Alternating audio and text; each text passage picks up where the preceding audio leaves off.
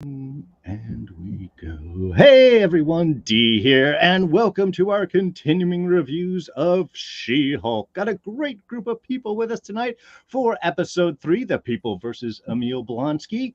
Joining me as always, of course, we have from Enchantment of Eternity, Mr. Marc! And then right below us, of course, we have one of our regular guests, one of the fans of S.H.I.E.L.D. herself. It's Corrie Shoemaker. Hello, everybody. Thanks for having me on to this She-Hulk episode. I'm glad to be here. Excellent. Excellent. All right. So, want to be sure to say hi to everybody joining us live in the chat. Smirking Reviews. Can't wait to what we get into. I'm looking forward to seeing your thoughts as well, Rob. And of course, everyone joining us in the archives. Thanks so much. If you do enjoy this show, please go ahead, hit a like, hit a subscribe, hit the notifications bell, and that way you won't miss any of these reviews, which are coming pretty regularly Thursday nights, Pacific, 6 o'clock time. So let's get into things. Corrie, this is your first night with us. So what have you thought so far of the series of She-Hulk? How did you think this presented itself? And then what did you think of tonight's episode? I really wanted to like it, but I was just a bit underwhelmed. Okay. I guess I went in expecting more of a Peggy Carter, Agent Carter type of show, and this is less agents and more not suburbia, but like everyday working woman. Sure. So that I guess kind of caught me off guard, and I find I'm still waiting for the other shoe to drop. I keep asking myself, okay, but what's the point? Like, what are we working towards? What's the story arc that we're going with? I mean, we have her, her backstory. We have her working as the new face for superhero law. But what's going to be the problem with that? I feel like we're very slow to get going with the storyline. Still waiting for an inciting incident. Yes, and it's not that I don't not like Jennifer and She-Hulk. It's also that I don't like Jennifer and She-Hulk. I'm just kind of I feel mediocre about it. I'm still waiting for there to be something to catch me or draw me in or make me go, oh yeah, okay, this is why people love this character. This is why this show is so awesome. And I have no background with She-Hulk. I didn't read the comics growing up. I don't know a lot about her character, aside from the fact that she's a female version of the Hulk incident. Sure. So I may just be speaking as a novice to this fandom, but I felt like they could have done so much more, and they were kind of relying on the comedy to pull them through. And I'm just waiting for, okay, but what's the big deal? Why is this so, why are we even watching the show? What's the purpose? What's the point? What are we aiming for? As a story arc, as a writer, I'm going, where are we going with this? So you're trying to give it time to develop itself out, but you haven't felt like it's really kind of started in any kind of like significant way. It's just doing bits. It's just doing bits. It reminded me a lot, and I was laughing because she makes this joke about, hey, we're not this kind of a TV show that has guests every episode. This is my show. It's a She-Hulk show. And when watching the first 3 episodes, it kept reminding me of the Wonder Woman show from like the 70s, I think, where it's just these little episodic blips, but they aren't really connected, aside from the fact that they have to do with the main hero. So sure. We'll see. Yeah, and I think the half-hour format definitely throws some of the timing off on that. Marc, what about you? What did you think? How did tonight's episode deliver for you, or did it? Maybe defend her, Marc. Well, yeah, I think I don't know. I think I might be enjoying the show more than most. I still compare it more to Harvey Birdman. I still see very strong ones, Harvey Birdman, Attorney at Law, where he would just defend a different cartoon character every week, and I kind of get the feeling that it's kind of just going to be like that, where she's gonna defend a different superhero or a different Marvel thing. I really like how this is like treating like this outrageous, very fantastical, mythical universe of Marvel, and sort of bringing it down to earth and treating it in like, well, how would this work in a real life situation? Mm-hmm. And I love this episode in particular with the shape-shifting elf, because I'm reminded that there's like a whole colony of like aliens living on Earth now, and how like that would sort of interact with normal everyday life, and just all the social media and everything around how this character is being treated. So I thought this was another pretty strong episode, mostly funny, just going on a silly. I don't know. I guess I just don't take the show too seriously. I see it as like a sort of sitcom, half-hour comedy show, and I think it works for me in that regard. Perfect. Yeah, I guess I'm kind of sitting between the two of you. I can't adjust the screens in order to make that happen. But yeah, I think I'm kind of in the middle on how that was, because, again, there's a lot of things that I'd like about the show. Of course, I like seeing the different characters. I kind of like the idea. And like you said, Mark, this idea of like, well, how do you deal with suddenly Asgardians and these people around, and as these sort of powers come up? And if you're looking at a Harvey Birdman or an Ally McBeal kind of like, episodic, small bit kind of thing where stuff doesn't have to necessarily really make sense. It's just following along. I mean, the always like, how come you pick up the case today and you're in court tomorrow, and then the next day that they're out? That's not how court works at all. But again, that's overanalyzing things. Where are you going? Where's the show just taking you in general? And I think with this episode, I felt myself tripping in that pursuit, in that question of starting to go kind of like what Corrie was saying is, okay, but what are we doing here? What is it? We get the Emil Blonsky, and we get to kind of do that feedback there, and you get a little B story for a reason that I'm sure we'll figure out. You get to have your little commentaries on social media and the media in general. But it doesn't feel like there is any kind of over arc. It doesn't feel like there is kind of a footing of what's going on. So while I'm enjoying the show for the most part, I did find myself in the middle of this episode going like, I'm starting to get bored, which is weird. I mean, because like, oh, we're waiting for a witness to arrive. That's like maybe the second oldest legal trope that we've ever had. I don't know if I'm pretty sure that was a Perry Mason episode a few times. Just, I mean, in some of these things, and the almost overplaying of the misogyny on kind of every character and bringing Dennis back, it's like I like some of the ideas, but I'm not sure if to me they're clicking in a way where I feel like I'm actually following an overall an arc of any sort, as opposed to just sort of meandering journey. If it's legal wagon training, that's fine by me. I'm just feeling a little lost, I guess, overall. So let's get into things. Let's start a little lighter here with kind of the meta commentary that the episode really surrounds itself around. The fact that they're able to use, and somebody had posted this up on Twitter. I can't remember the account on whose it was, but showed the actual comments being posted for She-Hulk when it was announced with the comments they used in the show. And they basically just made an adjustment of word to remove like a special thing. And it was almost exactly the comments about the show. So the fact they were able to roll that into the show itself, I think is a beautifully done meta commentary on social media culture and the reaction female characters get. What did you guys think about the way that all of that was presented? The sort of play on the media, and of course the ridiculous obsession with where'd she come from? What's her diet secrets? You know, who's she dating? Whose baby does she have? Alyssa, sorry, not Alyssa.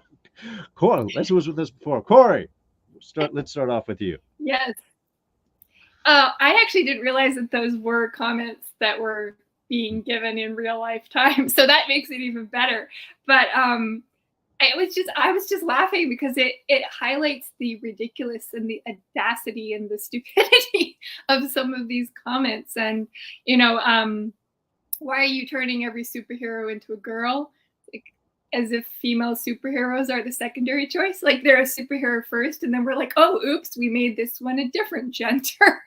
Like, or that this character's been around for 50 years. Could be. Or talking about like canceling She-Hulk. So I just found it was ironic and funny that they're commenting on what's actually going on right now in our world, real life time. Gives them the last laugh, which I liked quite a lot. The comment where they mentioned about her diet and her exercise tips, that just reminded me immediately of an interview with Scarlett Johansson where they were asking her a question about, what she eats to stay in shape. And she replied something like, why do I get the bunny rabbit question? Why does Tony Stark, why are you asking, the Tony Stark cool questions? But then when it comes to me, I get like the bunny rabbit food question. And that, again, I love that because they're drawing attention to the ridiculousness of how, I guess, society, our culture, and the news specifically, social media, treats and deals with genders. Sure. So I quite liked that. They could be a little heavy-handed when they let Jennifer actually monologue about it. At times I was like, okay, yeah, but like not all the guys are jerks. There are good guys out there. So like, don't smash them all with this, in one go. But I did appreciate that. And I like that they had a theme going through of what is your narrative, and that if you don't speak up and control your narrative, somebody's going to write it for you. And so you have a choice. You can either step back and let the media create what they want regarding you, or you can choose to speak up and say, no, this is how I want to be seen. So I thought that was a really interesting piece. And that really is how social media is. If you don't take forward advance of it, it's just going to run you around. Marc, what did you think about all the kind of meta commentary on culture and media and, I don't know, shallowness? Yeah, it actually reminded me a lot of The Boys and the social commentary they make on the whole social media, everything. And it's definitely, I think both shows, do a good job of reflecting reality and what it's actually like, and how it can be a bit chaotic because they kind of hinted at the other voices as well, sort of fighting back against it, but it was sort of overwhelmed of all these, seeking out silly things. And I think that definitely speaks to a double standard that's applied more towards women, like Corey touched on with the Scarlett Johansson interview that they sort of wore.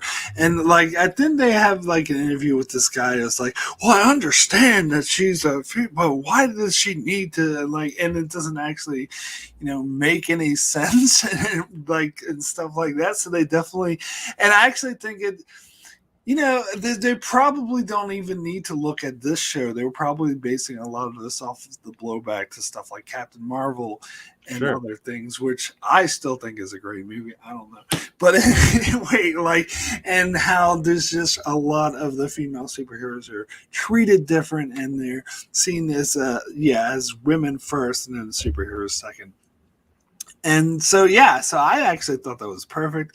I thought it was a great meta commentary and how they applied it to the character and how she was just trying to ignore it, but her friend was advising her, was like, look, ignoring it's not going to go away. And then when she went on this show, they just asked her, how do you stay in shape? She's like, what? Like, I actually find that really funny. So, so all that stuff worked for me. Well, and I do appreciate in the last one, they did just cut it there. They didn't even go back to her face. It was just the sound of like, wait, what? And that was the end. And I was like, that's perfect. That's all the comment that you need to make right there. Yeah, and, of course they did carry the complete dive, whether this just be, is patronizing, or if this is just, appealing to people, if this is, for the one kid, which again, I'd love that this is on Disney, as you get the one kid talking about smash, I'd smash that. It's an odd mix of adult and family entertainment in this show, I'm just gonna say. Well, the other thing I thought was interesting is when the interviewer kept asking her, how'd you come up with the name She-Hulk? And she explained, well, it wasn't me, it was some random guy, and he just ignored that entirely. I don't like that one. Let's just move on. Yeah.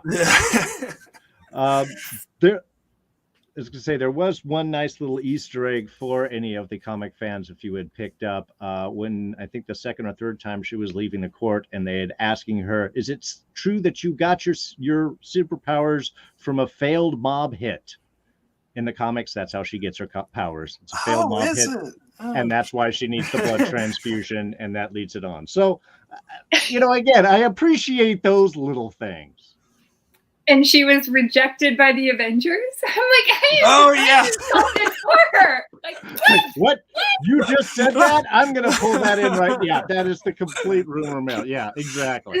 This is totally how it works. So, don't believe anything you hear. Check your sources.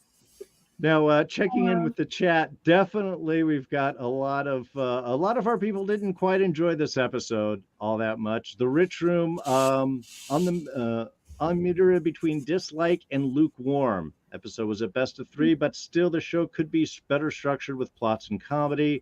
Show does seem like it's meandering. Smirking reviews, Rob there mentioning one of the worst episodes of TV I've ever seen, and he was one of the ones championing to give this a chance. That is a strong statement. Okay. I kind of feel him. I kind of know where he's coming from on that. Eric Scott, hope I don't sound sexist, but I didn't like how they kept throwing Megan Thee Stallion in our face. They mentioned her every chance they got. Look, we had a quick little chat right before we went on, and I'm going to go ahead and say out, I don't know who Megan Thee Stallion is. I know she's a recording artist and she's big, but I couldn't mention a single song. The fact that she was in the audience in the courtroom, I just guessed because she drew attention to herself that must be her. But yeah, I'm old. Same. No, I'm in the same boat.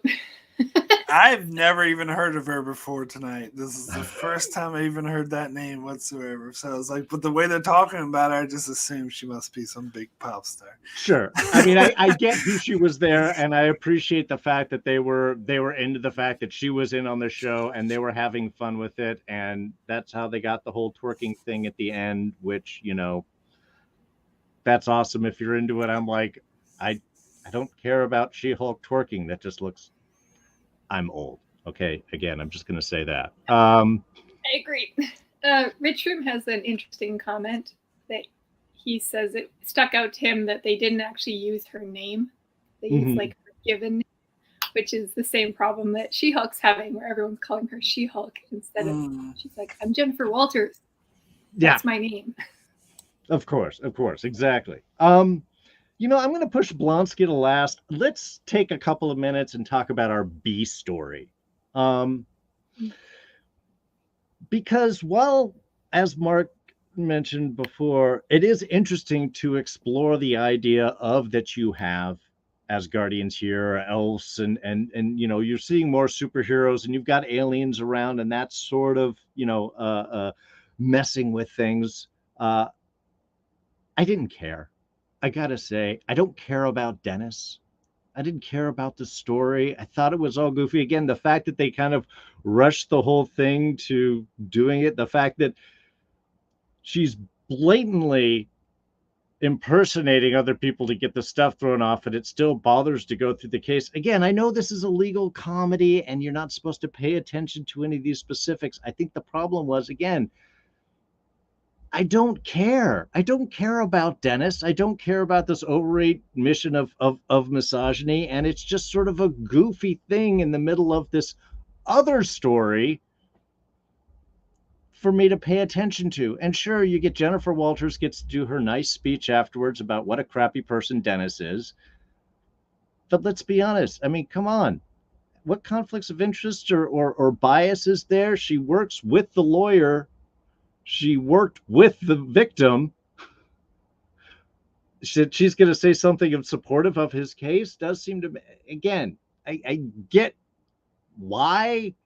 I just don't understand why. Mark, what did you think of the Beast story? Come on, give us some lift here. Give us some joy, man. I shall, because I love this Beast story. now, I will say that I get where you guys are coming from, because I think the issue on this show that I think a lot of people are having is tone. Because I think maybe it did not do a good job of establishing and being consistent with the tone, because the tone of this Beast story is of a silly comedy. Yeah. And I'm totally here for it. Like, it doesn't need to be realistic. It doesn't need to fit into the wider plot. I thought it was hilarious. And like, to me, it was like the whole thing of her going on the stand to like just rip into how misogynistic and self-absorbed this guy was a great, like, cathartic character moment for her. Like, sure.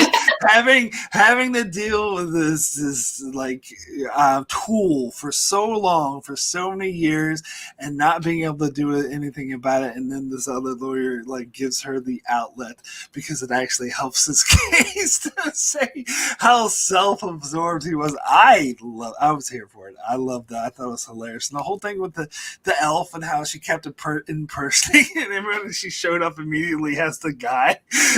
Like, it's like, oh, I dropped the case. It was all good.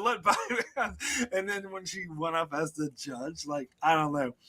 To me, this is the biggest like Harvey Birdman feel I get out of it. It's just like a silly. So I feel if I look through the lens, I'm not watching like a serious MCU Marvel show. Sure. I'm watching Harvey Birdman, and I have fun with it. I think it's pretty funny, but that's just me. Hey, I think the lens you come to watch your show with makes a huge difference in how you're taking in the choices that they're making. So I'm completely with you. Corey, what did you think of this? So essentially, you're saying that we have tried to watch The Princess Bride through a serious lens, and we've just realized that it's actually a comedy, right? So kind of. Yeah. Kind of. I mean. If that's the kind of humor you like, then I mean that's great. It's not my style of humor, so I was just like, why is this happening? What is the point of this? How does this link with the storyline? Why is she deliberately destroying any hope of a case by impersonating the judge? Why is she, like, are these just like really annoying, like the elves and the creatures from like the Harry Potter universe? Are they just supposed to be like annoying and that's all? I don't know. That's their job, is just to cause trouble. Just to cause trouble. Okay, so then that explains it, right? Sure. But yeah, I do agree. I found it distracting from the main storyline of what's going on with Blonsky. Is he actually been redeemed? Can we actually trust him? By the end of the show, I'm wondering, is he involved in this plan to get She-Hulk's blood? Why? How?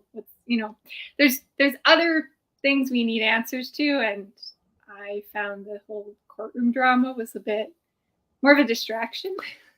Sure, it was filling in time in some ways, but yeah, I mean, and I get where you're coming from there, Mark, because yeah, from a whole kind of goofy, legal, ridiculous, over-the-top kind of viewpoint, this does totally work. But I think you also were very right in the idea of a tone, difficulty in maintaining tone between the stories, and I think as an overall arc. Is this a self-referential commentary? Is it a larger commentary on social media? Is it a goofy legal drama? Is it a semi-serious legal drama? Is this fitting in with the MCU overall, or is it just kind of like bouncing off the edges and don't worry too much about those particular pieces? I think that can definitely influence how your or a person is sort of receiving the show. Yeah, and I definitely think there's legitimate criticism to be had, and like even like the sort of fourth wall breaking monologues and talking to the screen, it does seem inconsistent. It does seem kind of out of place because I don't think they've done a consistent enough job of establishing it. So yes, I do agree that they could have done a better job of making this sort of make more sense. And be more sort of viable. But I will say I did like when she said, like, when she met with that little lawyer and she kind of looked to the, did the fourth wall breaking. It's like, oh, so this is where the A story and the B story come together. To me, I kind of appreciate that. I appreciated that line from a standpoint of someone who always watches these shows that have A and B stories that like come together. It's just pointing out the mechanisms of how the episode is working. Yeah, I did like that little bit myself. It's like they were trying to do Muppets Christmas Carol, but they didn't quite get the running narrative going well enough. If anyone's seen Muppets Christmas Carol, two of the Muppets are constantly commenting on. Oh, right. They're the narrator. They're Charles Dickens, Gonzo and Rizzo, and so I wish they had done a better job of that kind of narrative breaking of the fourth wall. Like, hey, here's what's going on. Now watch this scene. It could have worked.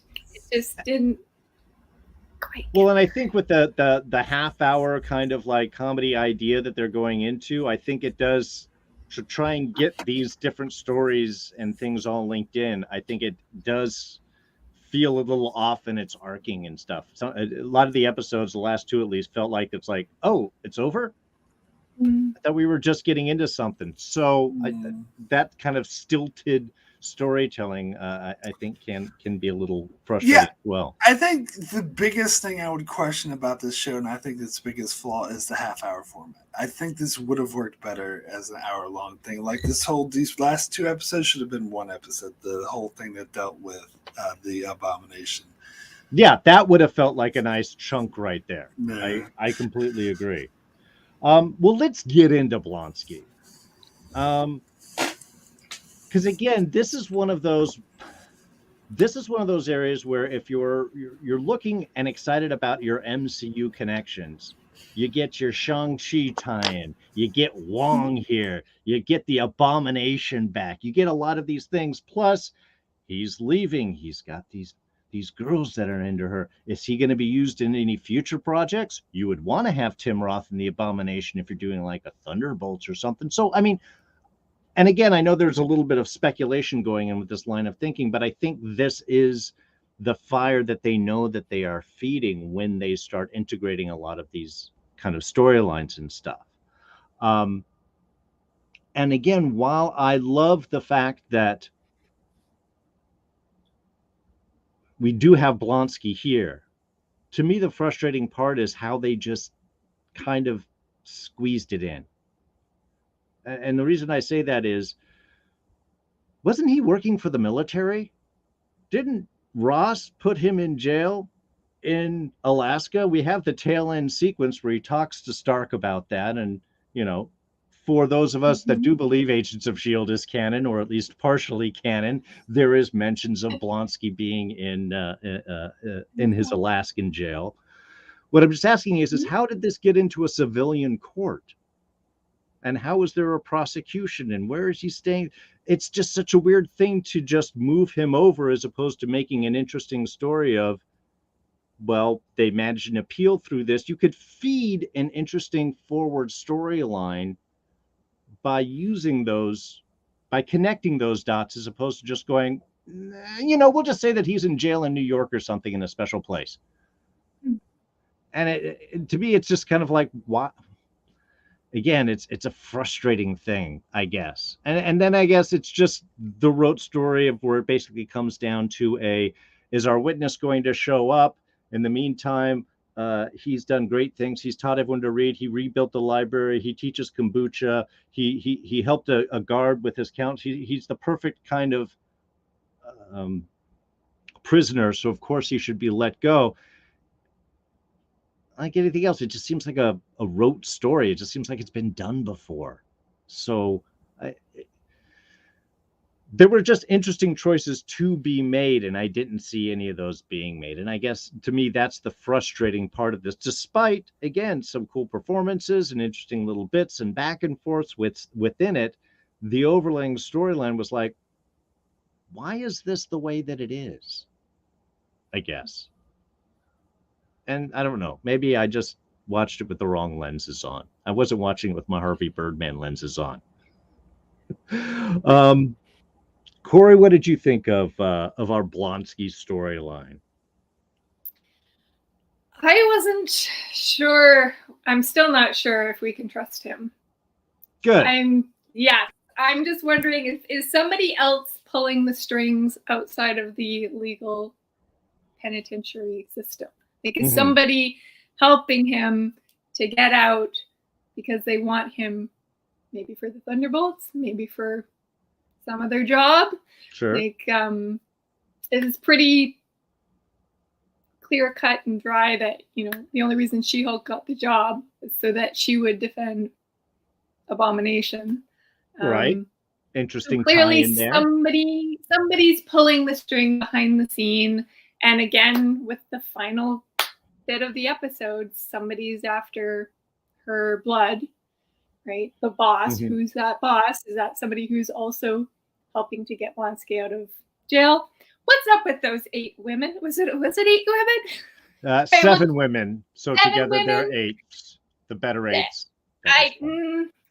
Yeah, what's going on with that? Is that some kind of like weird religion that we just don't want to know about? Or, you know, are they all, you know, trained assassins? Like, I don't trust that whole kombucha thing. There's a lot of Blonsky to go around there, baby. I don't trust that. I do not. No, thank you. Yeah, so I think it's too easy for him to just be approved, leave, be rehabilitated. You think he's looking too good? Is where you're coming from? All right. Yeah, no, I wouldn't be holding my breath. I would be very surprised if he's going to be. You know, I feel the same way about him that I did about the replacement Captain America. Very good. You know? That's like, okay. It is too good to be true. It's something's hinky under the surface here. I'm just biding my time till we find out. You know, that's my 2 cents. Right on. Mark, what was your overall thought of the whole the Blonsky arc there? I thought it was fine. Yeah, keep us up. See, that's what you're here for, Mark. You're here to. I liked it. It's okay. So I want to bring up Star Trek because I'm familiar with Star Trek. There's this show Lower Decks, which is an animated comedy show. It's considered part of the Star Trek universe, even though it's like really silly, ridiculous comedy. And I remember watching an episode of Picard where they did this joke that I thought was dumb and made no sense. It was stupid. And my sister was like, no, it was funny because it was just like the kind of things they would do on Lower Decks. But I'm like, but Lower Decks, when I watch it, I come in with the mindset of this is a silly comedy. Whereas Picard, I don't come in with that mindset. And so for me, for She-Hulk, I come with the mindset that this is a silly comedy. So I don't know. So why is Blonsky in New York? I don't really care. I just think it was pretty funny. And the whole thing with the 7 wives or whatever, I saw that as kind of, because it's kind of a real thing that happens sometimes where you got high, like criminals who are well known in the media where they'll get these groupies or whatever, which is kind of ridiculous. So I think it was poking fun at that and the whole thing of like, oh, taught you how to make kombucha and everything, all that stuff I thought was pretty funny.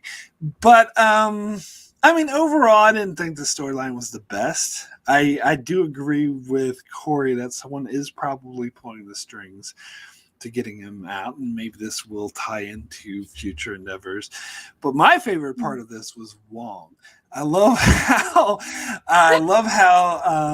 the judge was like, Mr. Wong, you just admitted to committing these crimes, and now we have to charge you. It's like, I gotta go now. Just took off. Like that part I thought was hilarious.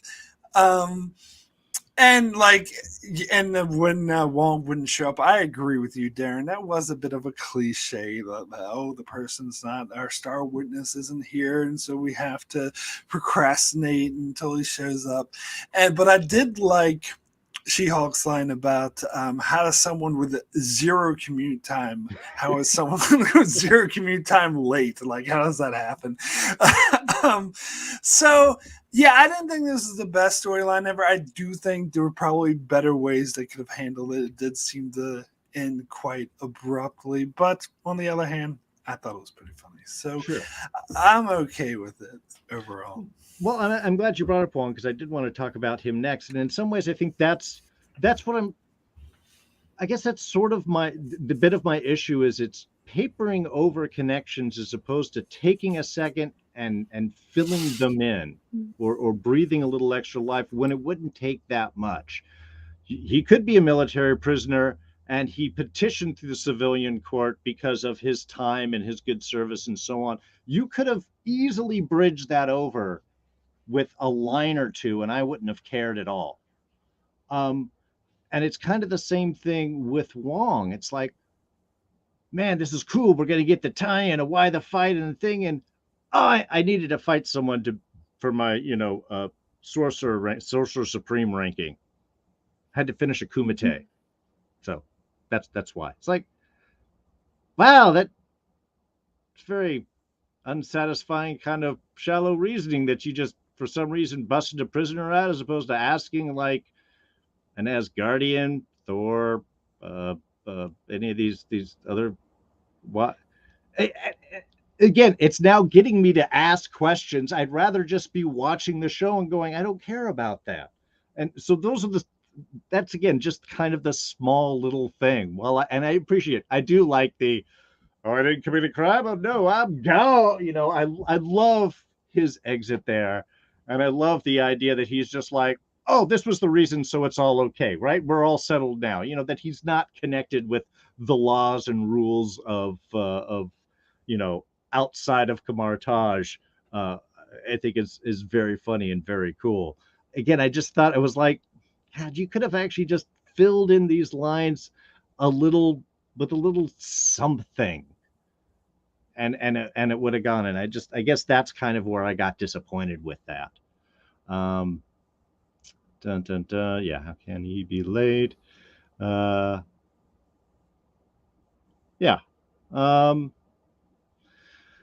But he's out, and we kind of expected. I do want to ask, is he going to be the new Korg? Because when he turned into his giant abomination, but he's still talking with the Tim Roth voice, it's okay. I'm fine. Just like, it's all right, everybody. We're good. We're fine. I'm gonna go get my little funny click, and we're gonna parry off, and we've got some flyers we're gonna put out to people and create a union.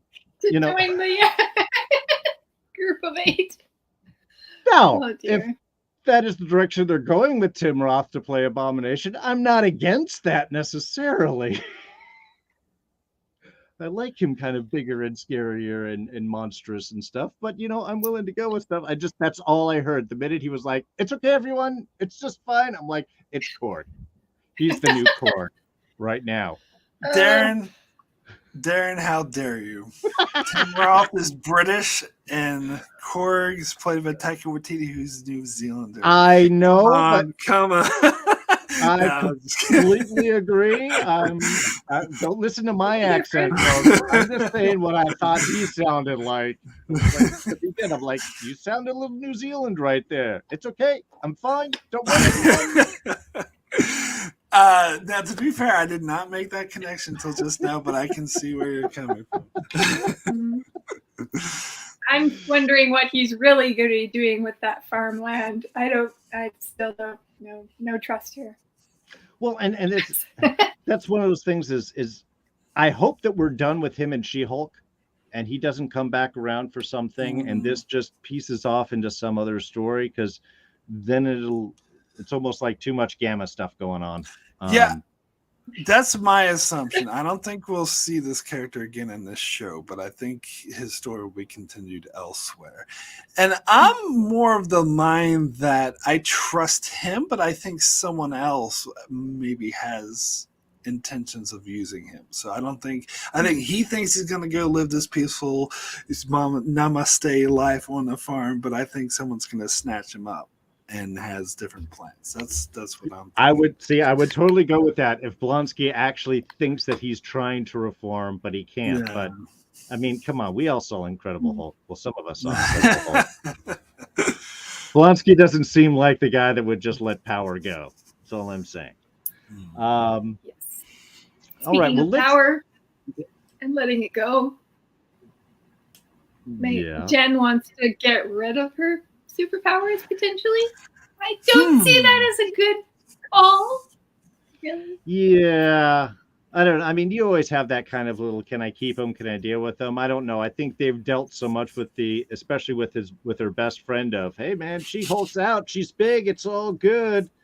That should be more about embracing the other side as opposed to trying to get, I'd hate to go rehash that whole thing. Well, and the fact that she still thinks she can go back to her normal life. I mean, she literally tells her friend, I just want to go back to my normal life. I want this case to be over with, and then I can just be a lawyer who's also a She-Hulk. It's like, do you really believe that? Well, that's it. That's what delusional now. I think that's a little naive. Even when she was saying that before, it's like, nobody cares about me just because I'm representing Blonsky. Then it'll go away. I'm like, you're a lawyer. And you live in our world. You know that's you. There's no way that you could believe that coming out of your mouth. Look, before we get to the end, I do want to make one small little commentary, and this is just a general critique of every superhero genre IP. They always put this stuff. The idea of an inhibitor or a power suppressor, I hate. I hate that so much. We don't know how to control someone's hair color, blue eyes outside of putting things up. We can't stop the cold. How would we be able to instantly develop something that suppresses a power that we have no idea where it comes from or how I always hate those. It's always to me a cheap way of removing dangers. And to me, it's more interesting of like, how are you going to control somebody that you can't control? What do you put them in? You have to. Anyway, that's just a little pet peeve of mine. Yeah. I mean, Gemma did create the gauntlets for Daisy. See, I don't agree with that, but also that was a counter of vibration. That was a very specific thing that it did. So that was kind of like, but still, I always hate those things. Yeah. All right. Our final bit, tying into what may be the larger arc of this story. The Wrecking Crew. Let's talk about, look, you guys probably have no idea. For the comics aficionados in the audience, the Wrecking Crew, I mean, let's talk, is that C-list? Maybe better than a D-list, I guess. I don't know. I've seen them a couple of times, but that is such a weird group to pull out of nowhere. I do appreciate the fact that they were just like, what, did you rob an Asgardian construction worker? For those of you who don't, the Wrecking Crew, yeah, they're like superpowered thieves gang, and they have like magically imbued construction tools. A pry bar, it's like a crowbar, yeah, and a ball and chain, and they're construction. I love the guy trying to hit with the helmet. Like, it's gonna do. So, Mark, have you ever heard of the Wrecking Crew? I have not, no. I didn't realize these were comic book characters until you just mentioned it just now. It just seemed like just random thugs, but they clearly work for someone bigger, which we'll learn about later. So I mean, I'll see where this is going, where they're going with this. I wasn't the most excited on this scene. It seems like kind of just a tacked on. Oh, this is what we're building to. So I gotta kind of see where they're going with this until we get it. But I will say I thought the fight scene was funny because when they were first dragging her out and she was screaming, she was like, oh, wait a second, and then turned into the She-Hulk. That I think was a nice touch. She was like, wait a second, what am I doing here? And how that once she did that, they were completely fucked and they underestimated her, and they couldn't get the blood from her when she was She-Hulk. So I do wonder what that blood thing is about. Someone's obviously trying to take her powers or something like that. So as I said, we'll see what this is setting up for. Yeah, that's the hint, folks. If you're attacking She-Hulk while she's still Jennifer Walters, that's when you do the needle thing. Don't wait till afterwards. Just come back. Oops, sorry. If that's just do that. Corey, what did you think of our final weakling crew, as Rob in the chat? I was just confused. Like, who were they? Why would anyone with a brain go attacking She-Hulk? Like, they know what she turns into. That'd be like someone willingly picking a fight with Bruce Banner. I don't. Okay. So that was my question. It was nice to see a single woman walking down an alleyway by herself in a dangerous situation not being murdered. Sure, always good. Coming always from the female perspective, I appreciated that, but I think it also just highlights the fact that that is not the reality for most women in the world. That she has a privileged position to have this power and protection.